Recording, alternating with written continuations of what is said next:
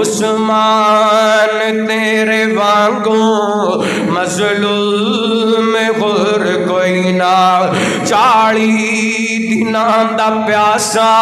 مخدوم ہور کوئی نہ، کردار یا تلاوتی، کردار یا تلاوتی، ہر قطرہ با وفادا ہے شان رب ودھایا عثمان با حیادا، عرش بری تے چرچا، عرش بری تے چرچا، سخیاں دے بادشاہ دا ہے شان رب ودھایا عثمان با حیادا، نکلے لہوں دے قطرے قرآن نے سمیٹے، فاسا یکوی کا غم اللہ دے بستر تے جا کے لیٹے، جنہ شہید کیتا، جنہ شہید کیتا، ٹولا ابن سبادا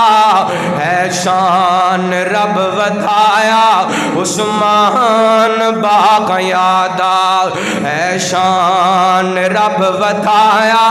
عثمان با حیادا۔ اللہ دا قرآن، ان اللہ اشترا من المؤمنین انفسهم واموالهم بان لهم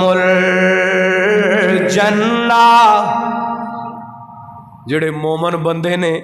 انہاں رب نال سودا کیتا ہے، رب انہاں نال سودا کیتا ہے، انہاں اپنے مال اور جاناں دے کے اللہ تعالیٰ کو جنت حاصل کر لیے۔